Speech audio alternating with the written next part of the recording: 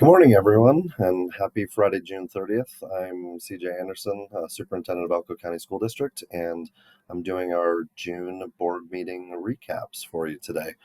To start us off, I'm going to show a couple of things real quick before I get into the items. I had a few people recently tell me they weren't quite sure how to find the agenda, how to see the agenda on board docs, and also didn't know that our policies and other items are available there on board docs as well. So I'm just going to show you quickly how to get there. So if you start from our Elko County School District website, which is ecsdnv.net right now, once you're at the main homepage here, if you just hover over About Us and go to Board of Trustees and then click on that, then on this page, there's a link right here to board docs. There's other information here as well, but like our meeting schedule and information about our board members and their trainings and other such things. But there's a link right here for board docs. So if you click on board docs, then it takes you to the board docs website. And right front and center on there is usually the most recent meeting or two.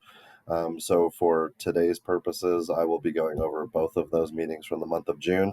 Over on the top right here, you can also access historical meetings. So if you click here, you can see meetings all the way back to 2005. and every meeting agenda with all relevant attachments. So if there was something from before that you want to go back and look at, you can expand those here and do that. Also here is our policy library, very expansive. I will not even attempt to go into it, but any policy we ever have is listed here. And as soon as we update one, it's usually updated there within a day or two. So anyway, we're going to go back to that screen where we had our two meetings from this month, and I'm going to get into the recap of those meetings. So for our June 13th agenda, we're going to go through it just like this. So we started off our meeting with a wonderful recognition of all of our top-ranking graduates from all of the graduating classes across our district. And it was awesome to recognize our academic students who are excelling. And congratulations to all of them. And we can't wait to see what they do in the future in their next steps.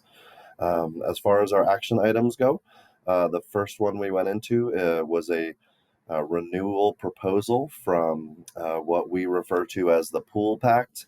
And that is a statewide insurance organization. And so we as a school district take part in that pool.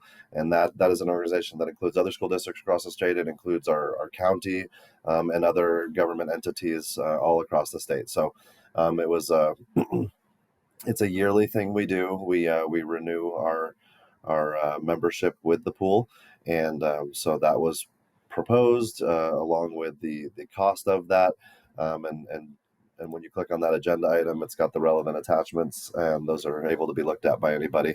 It's all public information. So that was our first item, and that was approved for the 23-24 school year.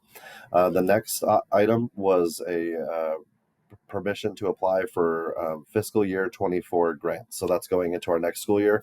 Our grant coordinator, who is Cassie Stalkey, manages, applies for, and just does everything related to any grant. But under state law, we have to the board has to give approval to someone from our district to apply for grants on behalf of the school district. And so that, again, is another yearly thing we do going into the next school year. So that was approved. The next one, again, it's a yearly thing. May and June have a lot of yearly regular things that we do every year. So this one was an approval of the dual credit course list. Now, this list is not every dual credit course that we offer. Rather, as you go into a new school year, if you're going to have any new dual credit courses available, those have to be approved, and then that list is sent to the state for approval as well. So that was approved at that meeting. The next one was this is not a yearly thing. This is an SRO, which is School Resource Officer Cooperative Agreement. The one that we had previously had expired actually a year ago and renewed automatically because nothing, nobody ended it, and we just continued it for the last year until we could make this new one. So The attachment that you can click on here is a detail of that new agreement. So that is an SRO agreement between the Elko County School District and between the city of Elko, who furnishes some police officers, and between the county, who furnishes some sheriff's office deputies and sergeant, and so that's the agreement that we have with them to be able to continue to have those SROs at our school sites and helping keep our schools safe. And that agreement was approved, and so that will carry on for at least the next 5 years. So taking us all the way through, I guess that would be June of 2029. Or maybe it's 28. Sorry. The next item was the permission to go out to bid for asphalt repairs at Adobe Middle School in Sage. Those were this one is not a yearly one. We do have annual asphalt that I'll talk about in the next item, but this one was very specifically because of severe damage to asphalt that happened at Adobe and at Sage because of the type of winter we had. Some people have already asked, well, what about Spring Creek? Because it was well documented how terrible their entryway was. We're also in the process of doing that. It's just not ready to go out for bid yet. So that one will be showing up sometime soon. So that was approved in order to make sure those schools and their asphalt are safe for our public and our students. Then the next item was the annual asphalt sealing and striping. We have a schedule where every year it's like a rotation in order to maintain and keep our asphalt going well at all of our campuses. So this is just the next step in that rotation. That was approved as well. The next item after that was a presentation and discussion of proposed board goals. So I think the two meetings prior to this one, there were also closed sessions, not closed sessions, but additional sessions that the board engaged in to discuss goals that they wanted to have as a board for academic achievement for the next 3 years.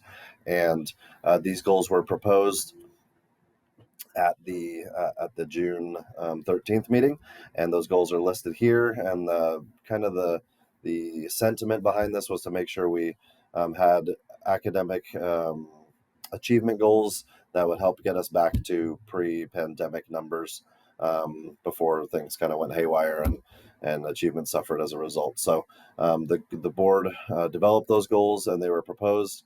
And right now we've been in a kind of receiving feedback from people time period between when they were proposed, and we haven't approved them yet.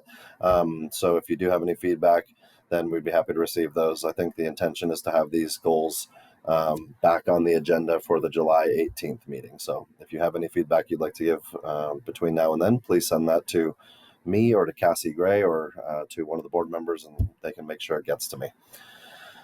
After that item, we then had an update to or revision to policy CH, which covers admin salary schedules for the district administrative personnel. And so the reason this came up was because very recently the site administrators union developed their own collective bargaining agreement. So much of what was in this policy before now gets taken out, and then because of other things in the administrator's contract, there were things that had to be changed in CH as well to kind of match that or to as a reaction to that. So that was proposed that was a first reading. No action was taken. It was just to let the board know what we were looking at. They gave some suggestions, and that's what happened with that one. And then the next one, very similarly, it was a first reading of JCD, which was another revision. And JCD it's kind of a dress code, student dress code policy. And the thing that had to change in here was a response to a new change in state law. And basically allowing students at graduation to wear religious, cultural regalia at graduation, along with some guidelines for how to enforce that and how to take care of that in those situations. And so that was proposed as well, and no action was taken at that time because at first reading we don't take action; we just take it in and give feedback. And then the last action item from that day was policy JGG, which is a new policy. NRS 388.256 requires our school district to have a policy dealing with suicide prevention. Obviously, a very important topic and a policy that our district greatly needs. And so we, following the guidance in the NRS, we pulled the model policy for this that the Nevada Department of Education has available, and we put that model policy in its entirety, along with the relevant NRS and other information in this item. It was non-action as well, first viewing, and had a good conversation with the board about feedback about this, and they gave some of those recommendations to me and us for what they'd like to see change from the model policy, along with suggestions to work with other professionals in the area who could contribute to that conversation. And then that was all of the action items for the June 13th meeting. So we're going to move on now to the June 27th meeting and fill you in on what happened there. So to start out the June 27th meeting, we recognized a Spring Creek Middle School student named Caden Rosengarten. He was the Nevada State Champion for the 2023 sixth grade Scholastic Challenge. If you click on this, I'm not going to read the whole thing, but there's a kind of a paragraph here that describes what the American Scholastic Achievement League is and what the sixth grade Scholastic Challenge is. And congratulations to Caden on doing so well and being named the Nevada State Champion for sixth grade. Super proud of Caden, and congratulations to him. After Caden's recognition, we then received a presentation from Annie Hicks, who is our director of the Northeastern Nevada Regional Professional Development Program, which we usually just call the NNRPDP, and they are our partner just across the street who help us with so much of our professional development that we do. So she gave a report about what they've done and just kind of like snapshots of it because there's so much that they did throughout the year. But Annie gave a nice presentation to the board, and we really appreciate our partnership with Annie and with all of the incredible professionals over at NNRPDP. The next presentation was from Bobby Shanks and some of our other school nurses. Bobby Shanks is our nurse coordinator or chief nurse. I can't remember the exact title, but Bobby manages all of our nurses and does a great job keeping our school nurse program running great. We are a school district that greatly benefits from having a nurse in just about every school, and she gave a report on the wonderful job they're doing and the importance of the school nurses in our schools. Following Bobby and the school nurses presentation, we received a presentation from I think it was 5 individuals from Zero Suicides Elko County, and they came to provide not only give a presentation but give their context for their involvement with Zero Suicides Elko County, give recommendations for what a policy about suicide prevention would look like, and that's harkening back to the last meeting of JGG, and they also kind of made known their willingness to contribute to that, and so that was a wonderful presentation. We appreciate their involvement, and since then we've been in contact about their involvement in giving suggestions for that policy. So that'll continue to be the case, and we will see that policy revision at an upcoming meeting, hopefully the July 18th, if we're able to get that done. Next, the action items from the 27th. The first one was And a lot of what you're going to see here is all yearly standard stuff as well. So the first one is what's called an augment to the budget um, for various funds. And so a budget augment is when, as things change throughout the year, your budget needs some adjustments. And so this is a very standard, normal thing that happens. And budget augments happen throughout the year. So the next budget augmentation will happen in December of this year. So that was approved by the board. The next one is an adjusted budget for next year. This is something that's allowable. Normally, your budget is due by the end of May, and we did turn in a budget at the end of May. But in legislative years, because legislators make decisions that impact our budget after our budgets are due, once those decisions are made, we are allowed to do another budget adjustment after that. So this budget now reflects the money that we know is coming because of certain bills and the increase to funding to the People-Centered Funding Plan. So this was created thanks to our CFO Julie Davis, and then our board approved the adjusted budget. Next up, 2.03, 4, and 5 were all similar actions, and those are called interfund loans. And that's a kind of a budget technicality thing that happens every year. And it's basically just our way of moving money around where it needs to be moved in order to make sure that we don't go negative in certain accounts. And so that's a yearly thing do where we loan money from one of our funds to another until funds come from the state, and then those can be put back where they belong. So that's a very standard thing to do. It was a real rudimentary explanation. There's probably a better way of saying it than I just did, but that's kind of the gist of those three items. The next one, 2.06, was a request to conduct a surplus sale.